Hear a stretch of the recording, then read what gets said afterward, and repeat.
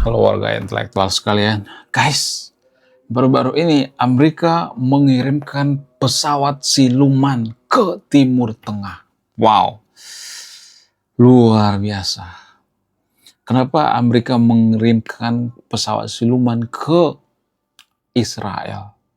Apakah Israel akan bekerja sama dengan Amerika membombardir Iran? Wow, gila, ini berita yang sangat mengerikan sekali guys. Ya, sepertinya warga Konoha tidak suka dengan berita ini. Sepertinya warga Konoha akan kejang-kejang kolonjotan berjamaah mendengarkan berita ini. Gila, luar biasa.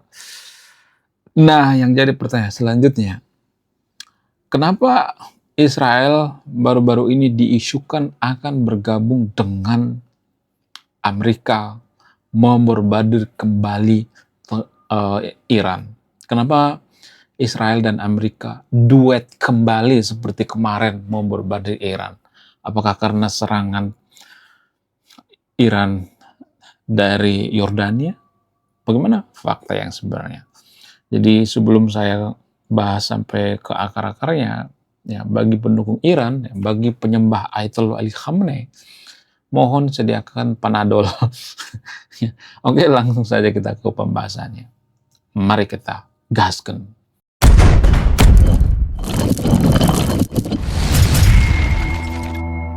Amerika dan Israel berusaha membombardir Iran. Apa alasannya? Alasannya itu karena kelakuan daripada Iran. Ya kalau saya ngomong seperti ini pasti pendukung Iran akan mengatakan, oh Amerika itu jahat, Israel itu jahat, mereka itu suka menjolimi. Ya, jadi gini guys, biasanya orang yang, nggak semua tapi disclaimer oleh, biasanya orang yang merasa teraniaya, mereka akan merasa paling terjolimi guys. Ya, biasanya negara yang kalah itu ya, kalah dalam semua hal ya, pendidikan kalah, teknologi kalah, mereka akan mengatakan, oh ini sebenarnya karena kejahatan Amerika, oh ini karena teori konspirasi, oh yang jahat itu adalah Zionis ya, sedikit-sedikit Zionis ya. Jadi warga Konoha itu tidak pernah introspeksi diri ya, harusnya introspeksi diri dong. Kenapa Iran itu dibombardir gitu? Ya, karena kesalahan Iran itu sendiri kan. Ya, saya bukan buzzer Amerika ya. Apakah Amerika punya kesalahan? Ya, Amerika juga punya kesalahan. Ya, bagaimana dengan Israel? Apakah Israel punya kesalahan? Israel juga punya kesalahan. Tapi setidaknya gini loh guys. Jangan hanya melihat kekurangan suatu negara. Lihat juga kelebihannya. Apa kelebihan Israel baru-baru ini kalau kita perhatikan? Ya, kelebihan daripada Israel itu, mereka tidak menyerang Iran kalau mereka tidak diusik. Kalian ini nggak perhatiin nggak sih? Israel itu kan nggak menyerang Iran kan, nggak ujuk-ujuk menyerang Iran kan. Ada penyebabnya. Amerika juga seperti itu, ada penyebabnya. Iran itu dibombardir karena apa? Karena mereka membombardir kapal tanker yang terafiliasi dengan Arab Saudi. Bagaimana dengan Israel? Israel nggak ada tuh ya mau bombardir Iran, nggak ada. Itu yang jadi pertanyaan. Nah, kemudian selain itu, ya kalau saya perhatikan pendukung Iran ini ya mereka itu bicara berdasarkan keyakinan gitu ya. Ini sangat berbahaya sekali ya. Kalau suatu negara itu sedikit-sedikit bicara tentang keyakinan gitu ya, itu tidak akan rasional. Saya tuh ya kalau berdebat dengan pendukung Iran itu, ya, setiap saya nanya data ilmiahnya mana, data ilmiahnya mana, mereka nggak ngerti. Bahkan mereka ngasih ayat-ayat kitab suci gitu. Itu saking tololnya gitu ya, saking bodohnya. Apakah ayat-ayat kitab suci itu bisa disebut data ilmiah? Enggak. Karena ayat kitab suci itu nggak bisa diuji. Itu kan wahyu. Ya, nggak bisa diuji artinya ya nggak terbukti secara ilmiah gitu. Wahyu, ya, itu kan keyakinan. Apa definisi daripada keyakinan? Ya, berkali-kali saya mengatakan, menurut data dari Cambridge atau kamus Cambridge, definisi daripada keyakinan itu adalah kita menganggap bahwa satu hal itu benar, walaupun tidak terbukti secara langsung atau tidak terbukti secara ilmiah. Jadi, bagaimana mungkin kita pede dengan keyakinan kita kalau keyakinan kita juga nggak terbukti secara ilmiah atau secara langsung? Itu kan yang jadi permasalahan, ya kan? Bagaimana mungkin kita yakin gitu dengan keyakinan kita, kalau keyakinan kita itu nggak terbukti secara ilmiah. Tapi warga Konoha atau pendukung Iran itu mereka yakin bahwa Iran itu menang. Ya, Iran luar biasa, padahal pada faktanya sudah dibombardir, ya, sudah diratakan gitu.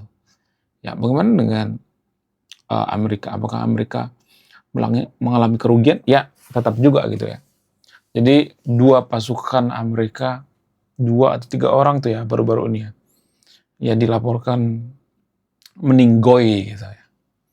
Nah, jadi pertanyaan, apakah Amerika rugi? Rugi, tapi yang paling banyak rugi itu adalah Iran. Pihak yang paling dirugikan itu Iran. Kenapa bisa seperti itu? Ya karena mereka ngeyel, bebal gitu ya.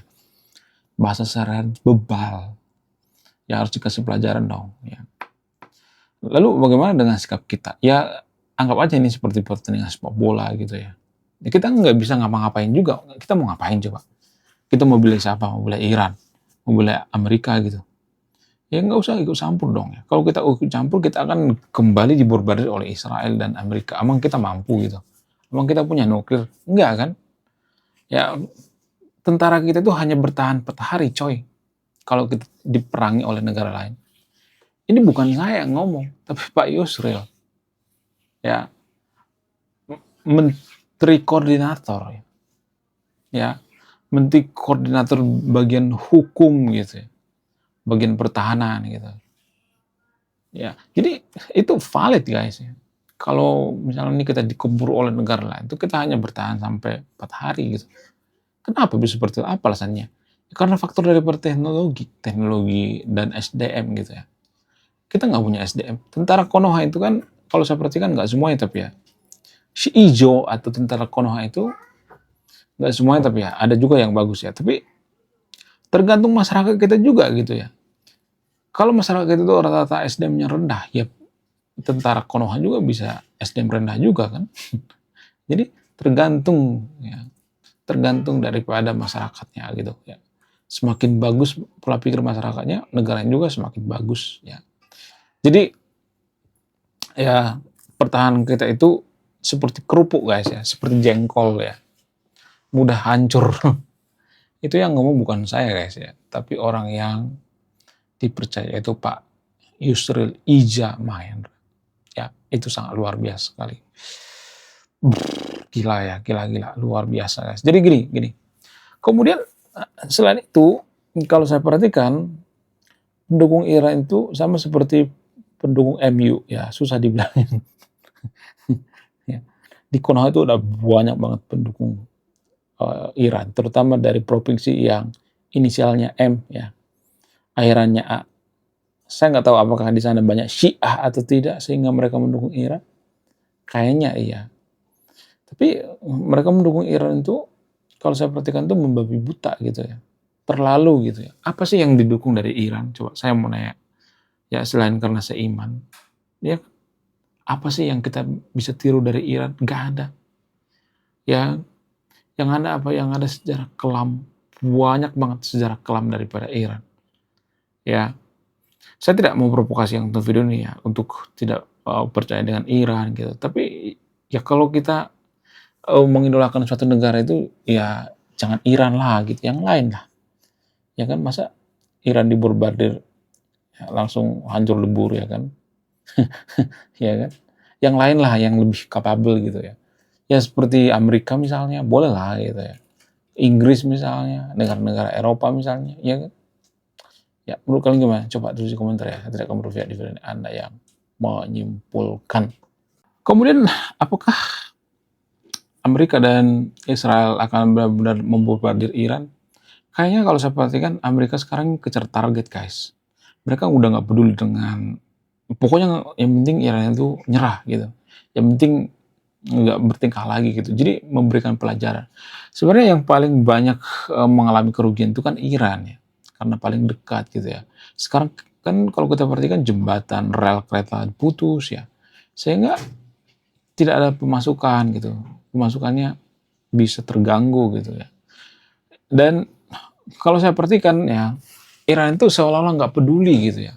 Masyarakatnya sebenarnya ada yang pengen Iran itu kembali ke zaman Persia dulu. Tapi kebanyakan kalau saya perhatikan, Mereka itu mendukung, tahu guys, pemerintah Ayatollah Ali Khamenei.